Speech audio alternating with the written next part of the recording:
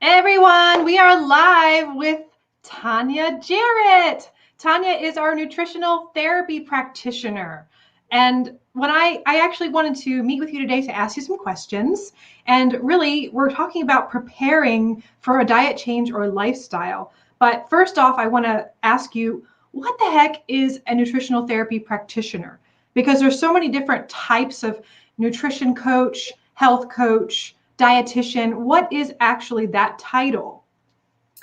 Yeah, I think that is a really good question, and every practitioner you talk to may have a little bit of a different answer. But really, what we do in nutritional therapy is we dig a little bit deeper. So we are more on that functional aspect. We don't really treat, I have reflux and I need X, Y, and Z to help my reflux. It's more like, why do you have reflux? And digging a little bit deeper so that we can get to the root of the problem. And we really look at a person from that whole body standpoint. So looking at the person, and their mental health and their physical health and their social health, their environmental health, taking that 360-degree approach and, really getting to the nitty-gritty of what's going on with that person so that they can experience optimal health for them as a unique individual. Perfect. I think that kind of sums it up. If anybody has any questions too, feel free to comment and we absolutely answer them at the end here. So my first question for you, Tanya, is how do we know when we're ready for a diet and lifestyle change? Because for me, a long time ago, my journey, I tried so many times to change my diet, to eat less sugar, eat less carbs, or I go on diets and fall off the wagon. And it took me a while, and I don't think I was actually ready, but I don't think at that time anyone was there to tell me, like, these are the signs that you're actually ready and you can maybe stay consistent with it, or maybe just how to stay consistent with it. So how do we know when we're ready? Yeah. I mean, no one can tell you, Kara, you are ready to do a nutrition program. So just like your food choices, everyone's defining moment is unique and different to them. So for some people, let me give you some examples. So for some people, they are just tired of being unhappy. Okay. And they're looking for a change. And they know that they want to feel better. Maybe there's people around them in their social circle, or maybe their friends are changing. So they want to change because the people around them are. Or maybe, and this is something that's really common, there's a health diagnosis. Okay. There's a health diagnosis that they could no longer ignore. So they say, okay, I gotta get it together. So everyone's moment is a little bit different. And you personally know when that moment is your moment. I love that because I think you're right. Everybody's different. And I think for myself and for a lot of my friends that I met and clients that I met, it's like there's the health diagnosis, or there's like just I'm tired with my life being unhealthy, or I feel like I don't have energy, or I'm not sleeping well, or there's so many reasons. So many reasons. And, it's just kind of like going back to like your mom could tell you all the time, you have to eat better, or you should do X, Y, and Z. And you don't listen. You filter that out because you have to have that want in your own heart. Yeah, I think if you're doing it for you, and not doing it for someone else, because I think for a long time in my own journey, I was doing it for other people, So the next question I have for you are, what common factors support us in changing our diet and life? What things that do we need that can really support us in making that lifestyle change? Okay, so I did think a lot about this because I always take an individual approach with each client. So I think about lifestyle change as a process, okay? And all processes require support. So it's not this typical resolution saying, when I turn 40, I'm going to do X, Y, and Z. Really, lifestyle change is this evolution of behavior, and commitment is the easiest part. Okay, it's really sticking to that commitment that requires the dedication. It's just like marriage. Okay, it's really easy to commit to a relationship or to commit to marriage, but it's sticking to that commitment that's the hardest part. Okay, so really making it work for you. So I would say start small, because when you have success, it breeds success. Okay, so kind of like going on a date. like you're saying, it's like a marriage, go on a date with your new lifestyle a couple times, try it out, and then Yeah, try it out, see if you like it before you just jump right in. So I like really, if you think about it, if you lose 2 to 3 pounds, you are stoked, and that gives you so much energy to move forward and have even more success. And then also like creating a plan that works for you. And Kara, you know this with your transformation. You have to have a plan that works for you, right? Absolutely. Absolutely. Yeah. If any of you out there watching, if you have tried anything what was that first motivator? Was it those 10 pounds? Was it seeing clearer skin? Like, what are those things for you? I'd love to hear your comments about that. Yeah. Yeah. Yeah. And then So they're always seeking support too. That's a huge thing. And that kind of sticks in the back of my mind all the time because when you have support, you are able to really adopt lifestyle change and health promoting behaviors in a completely different way. And that's why I love group programs, because it's the built-in accountability and support. do you remember when Weight Watchers got really like started to take off back? And was it the late 80s or 90s? It was like late 80s, early 90s. Done that. But that's like a core part of their program, is that support. Yes. And I'm wondering if that's also key and with the metabolic balance program. I know we're going to talk about that, but anyone I've never noticed that's been through a program that's really done well, you're right. That like support has been kind of, I feel like, why they made it through. Sure. So yeah, sure. I agree. You ready for the next question? I'm ready. All right. This one I feel like is right up your alley because you're always like so optimistic and like having fun. It's like, so like, how can we make changing our lifestyle or diet fun? How can we make it fun? Well, it's kind of, if you like learning new things, and as humans, we all like learning new things, and we like learning new things about ourselves. So when you embark on a journey, a health journey, it's really learning about yourself, and that's fun because you get to really uncover a lot of different layers that you have that you probably never even knew that you had. And I think that's pretty cool. So one of the things that I think is actually fun for me, and I've actually noticed with our clients too, when we find out what's wrong with us, I know it's kind of like this thing like, well, you're focusing on the negative. No, it's almost like, hey, this is crazy when you get that blood panel and you find out this, like you learn, like you said, you're learning about yourself. Or when some people learn about their posture imbalances, or they go to a chiropractor and learn what bone is out of place that might be causing issues in their low back or whatever. I feel like that education and learning about yourself is absolutely fun. Yeah. I can completely agree with that. And even finding out what you need to fix is kind of fun in itself, because then you actually feel like motivated that there's like some sort of solution there, since you've looked at some of the problem or the root possibly for it. So yeah, it kind of feels really good to uncover those things. And it's I mean, not always, is fun the right word, but it's kind of invigorating, and it makes you feel, empowered to sit in that driver's seat, because that's where you want to be.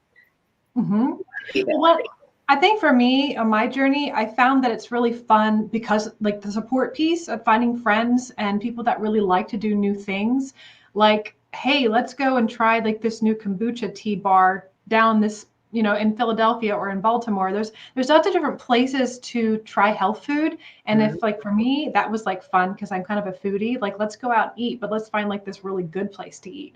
So, that was for me, my example of my journey. But yeah, there's definitely lots of fun to be had in learning about yourself. Oh, absolutely. No doubt. Do you have anything else about and fun and making your diet fun? Because I have another question for you. I think also being open to trying different things, because when someone says the word nutrition or diet, the mentality automatically goes to chicken and broccoli or fish and green beans, or like these really boring meals.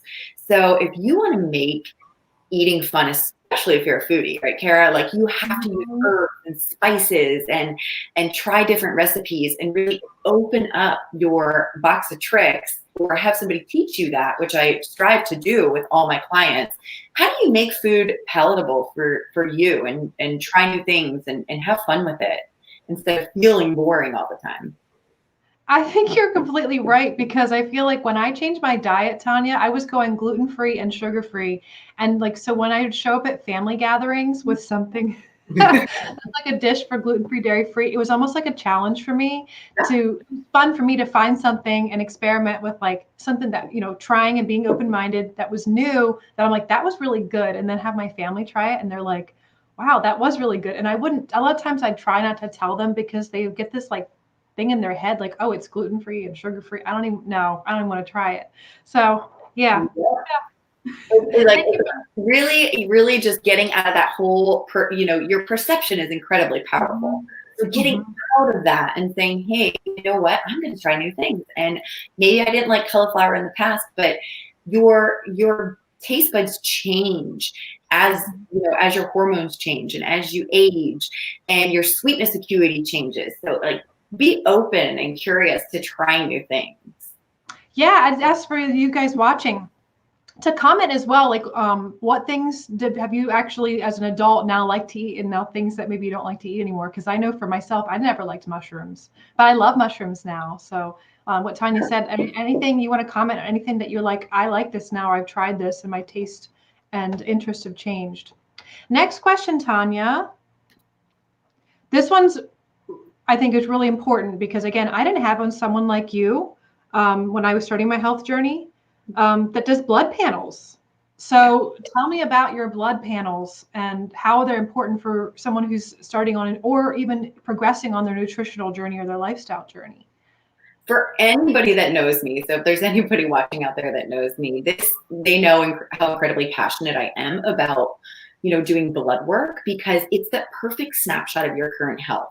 Okay. And it's also one of the most important ways to keep track of your overall physical well-being. It really is. When you have this ongoing relationship with someone like a nutrition professional or a provider, you can begin to see those patterns that exist. Okay, and recognize any conditions that are associated with certain patterns. So that is really powerful. It really helps me as a practitioner see how the client's functioning biochemically, like at that biochemical level. And then it can also provide me insight on, okay, so how did they become dysfunctional? How did they become, in the state that they are now? So I really rely on tests like a complete blood count, a comprehensive metabolic panel that's really like showing me about your metabolism, your kidney and liver function, your electrolyte balance, and then vitamin D, which is incredibly crucial for bone health. And there's also so much information around the correlation of vitamin D and immune health, inflammation, diabetes, all of that. And then I also like to do C-reactive protein, which is an inflammatory marker. And it just really helps me see where your current level of inflammation is, or if there's any current infection going on. That's a big one. I feel like everyone has inflammation. It's such a, I'm almost like, as I age, that's everyone's like, we got to do turmeric and all these anti-inflammatory foods because I'm inflamed. But so you can take a blood panel for that. That's so fascinating. And then you can see it change over time, like as you progress on your, like if you're changing your diet or doing supplementation, do you take it again later? Yep, absolutely. I offer blood panels to my clients every like 4 months. So, every 4 months, I really want to see like a snapshot. And then once they get to a certain point where they feel confident and happy where they're at, and together we feel that that's a good point for them, then we can switch it to, once every 6 months or once a year. But really having that progression is so important.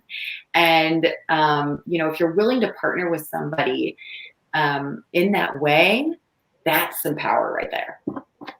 I love that because, when you're growing up and as you grow, your parents take like your height and they draw on a line on the wall. I'm thinking about that, like, as you get taller, you're at 6 years old. I feel like the one thing when you're changing your diet, people take measurements. That's common, right? You take measurements, you take pictures, and those are always super fun. And then like if getting this blood work is like, that's even cooler for your doctor too, to like, and for you to be like, look at me grow, like here's my before and after. So that's exciting. I actually just got my panels done with Tanya, a couple of those, and I'm really excited to see what they come out, because we're actually trying some cool things. I'm taking some new supplements, and we're going to do them again in a couple months. Yep. So you got it. So you offer free consultations, and I want to know a little bit about what does the consultation look like with you, that the free version, and then what do you do after that if you decide, how do you decide what in the free consultation, and tell me about that, because I don't know anything about it. Okay, so I welcome free consultations. That is like the perfect way to connect with me. And there's really this two-pronged approach that I take. One, it's to learn more about you as like a client and your needs. I really want to make sure that if you have any sensitive questions, I can answer them for you. And really, it's between me and that client to establish that initial connection. And that second approach is for me to explain the program, my philosophy, and my approach to care, because I think that's really important. So having this 20-minute chat, really allows the client and I to decide, hey, are we the right fit? Because working with a client is the beginning of a beautiful relationship. So it's a two-way street. And, it's really important for the client to say, yes, I feel like this is a good fit for me, but it's also good for me to assess the client and say, you know what? I think you're ready for this program. Because I will be honest, and if I do feel someone's not ready, I never want to set somebody up for failure. I only want to set people up for success. So it's easy for me to tell during this consultation if you're ready and if you're at that point where you can commit. Yeah, I think that's really important. Just, hey, give me your money, do things. I think that's like, for everybody out there who has ever seen a health coach or a nutritional therapist or a doctor, I think that not everybody does a free consultation. And I know for us as practitioners, it's more fulfilling for us when we can really see you meet your goals. And I've actually done the same thing. If I feel like someone's not ready to work with me for what I do, we refer them to someone else. And I think like that therapeutic match is really important. There's has to be a chemistry there. Because if you don't have trust with your practitioner, how are you supposed to, feel really all in? I'm like, I'll do what they are suggesting that I do. So, and yeah, that's a lot of our practitioners don't go into what we do to make the money. We go into doing what we do, this body work and this, all of this wonderful holistic style of coaching, because we truly want to help people change and we truly care about people. So it's beyond that. There has to be that connection. And I feel like that the value there for myself, seeing a holistic practitioner for my needs, like there's more time spent. Like I think my doctor's really good. My doctor's a really good doctor, but I don't get to spend as much time with them. And I feel that there's like this heart-centered piece of making a connection, feeling heard. I feel heard by a holistic practitioner when I'm working with them, and they can answer all these questions. I come with all these nerdy questions, and I feel like you guys have the time to answer that, which is really nice. And so sometimes I don't feel like I'm throwing my money away. Sometimes when I go to the doctor, I feel like, did I pay that much for this? Like I know that we're doing what we need to do, but I just feel like there's not that other piece there. And unfortunately, I think they just don't have time because they're so overworked, right? And I think they definitely want to have more time with us. So I feel like working hand in hand with both, and that's what I do. I think it's really important to work with both your doctor and a holistic practitioner, so you get that extra piece that you don't get in the doctor's visit. Absolutely. So, if any physician or provider would partner with me, that is even a better experience for that client. So that's something I strive for too. Hey, connect me with your family doctor or your provider, and let's have this team, this care team. I feel like you're like, I don't know if you're like a super cheerleader and you're super like hands-on. So all the clients that worked with you said you're really passionate and you put like 120% into them. So, I mean, I don't think anyone could just tell that by your personality is just super awesome. But I think that that's also another thing that I really like about you. And I really am glad that we get to work with you at Firefly and offer your services to our community. So the last question I have for you, Tanya, is like some of us out here might be like watching this and we want to do something. Maybe we're not sure if we want to do a free consult yet, which I don't know why you wouldn't, because it's free. But what do we do now? Like if we could do like right now, today, 3 things to improve our eating habits, what could we do right now? 3 things is really hard. It's really hard. But if I had to narrow it down, I would say the number 1 thing I would recommend is to eat more fiber. Okay, so that really means increasing your fresh vegetable and fruit intake. Okay, so that's going to help you maintain weight, help you have that healthy gut bacteria, because that's what the bacteria feed off of, the healthy bacteria. It'll help you have regular bowel movements, and also it can really cut your risk of chronic conditions. So fiber. What's your favorite fruit and vegetable fiber? Like name 3 for us. Okay, so I would say for fruit, I have 2 that are my go-tos that I really like, and it's generally blueberries and apples. Those are my 2 favorites. I love them. Yep, my hands down favorites. Blueberries are my favorite. Yeah. They're so good, and you can get those big frozen bags of wild blueberries, and they are just out of this world. They go in everything. So you got fruit. What's your favorite vegetable fiber source? So I am a Brussels sprout type of girl. I really like cruciferous vegetables. So I would have to probably say Brussels sprouts or broccoli. Yes. Yeah. Yes. Cool. All right. Cool beans. So I'm going to go and anyway, the free consultations, that's phone call or Zoom call, right? Or is it just a phone call? Tell me about how that works. Yeah. What's more convenient for the client? Like I really try not to make it difficult. So if it's a quick phone call, that's normally what people prefer to do. They'll just call me or send me an email and say, let's set up a time to chat. But I do have access to Zoom, so we can do it that way too. Whatever feels good. Right. Cool. Yeah. I'm going to go to comments here. Hi, Francis. Thank you so much. And Erica Anderson, thank you so much. So she's talking about it looks like she, I think it was this question back a couple minutes ago, with identifying weaknesses to make them your strengths. So that's absolutely something that you need for your diet lifestyle change. Yeah. And Francis says fun with cookery and preps and good food and diet enhancing. And then here is Alana. So Alana here, I'm going to put up, Alana actually worked with you in the Mind Body Detox program. I'm sorry, the Mind Body Balance, Metabolic Balance program. I'm just super stoked right now and got like that. I can show you guys Alana's face and this comment. This is super cool. Hi, Kara and Tanya. I worked with Tanya at the beginning of the year. Tanya's personalized and group coaching style combined with a unique nutrition plan tailored to my body's needs helped regulate a healthy sleep pattern, reduce inflammation throughout my body, and lose weight. I know she was talking about how she lost weight and she was very excited. So if you're watching, seriously look in the mirror and decide if now is your time to improve your health and well-being. Your body will thank you. Yeah. Thank you so much. It's Elena. It's Elena, actually, guys. Everyone, this is Elena. I always call her Alana, and we laugh about it because I'm like, I like the way it sounds. I know that's not me. So it's Elena.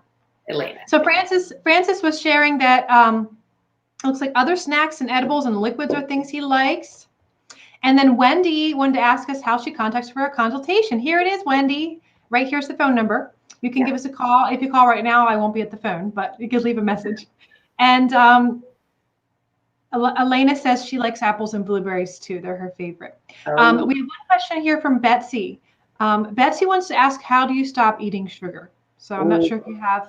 That's a complicated question, but good question. So what happens when we eat sugar is that our blood sugar levels and our insulin is constantly high. So our body will constantly crave that. Plus, when you eat high amounts of sugar, and Kara, you can attest to this, your gut bacteria actually craves that sugar. And because your gut controls a lot of cravings, if you're feeding that bad bacteria, you're going to have more bad bacteria. So you're going to crave more sugar. So it's really this emotion, like really this hormonal roller coaster, I should say. So the minute you kind of cut back, you go through a detox. You really do. And you don't feel good. But once you get over that hump, you won't crave that sugar anymore. Once you balance your master hormone, which is insulin, and that's the basis of the metabolic balance program. Once you do that, you don't crave that sugar anymore. I believe you, Tanya, and I think for someone who has definitely struggling with sugar, they can be like, yeah, I've tried. But I'll just say from my own experience, guys, I'm a recovering sugar addict. I was really I mean, I thought I was never going to be able to stop. And I'd eat like a whole box of fruit roll-ups and go, what happened there? Just what happened? But it's like weird because from my experience, I was a lot of the things that Tanya suggests and go through her program, that's pretty much a lot what I did. But I didn't have the glory of the blood panels, Tanya. I didn't have that. That would have been so much fun to see that before and after. But my taste buds changed. I didn't like now when I drink something that's like, I had a sip of a soda the other day. I thought I was going to just barf. It was so overwhelming. It was too sweet. And I don't know how people can like even sustain that amount of sugar or sweetness. So I really definitely, it does change and you can get off of it. And it definitely works. So how do you? What I was saying earlier, that is like, you brought up such a good point right now. And Betsy, this is a really good, thing to listen to, is that as your body changes, your acuity to things change too. So when you go through a nutrition program, sometimes people will say, I never used to like red peppers. Now all of a sudden I'm craving them. It's because your body knows what it's supposed to eat, but we are so bombarded every which way with advertising and marketing and stimulation that it's really hard for us to tune in to what we really need. So you're not alone, Betsy. You are really not. We all struggle with this day to day. It is a very common thing. So, just know that you're not alone and there is a solution. Yeah. And sugar is everywhere. It's sneaky. She also asked here if we should cut out fruit sugars. So that really depends. I do recommend fruit because it's full of antioxidants and wonderful vitamins and minerals that we need, and fiber. But if someone comes to me and they are diabetic, I do limit their fruits just to get their insulin under control. And then we slowly add things back in and see how much they can tolerate. Cool. Thank you. Mm-hmm.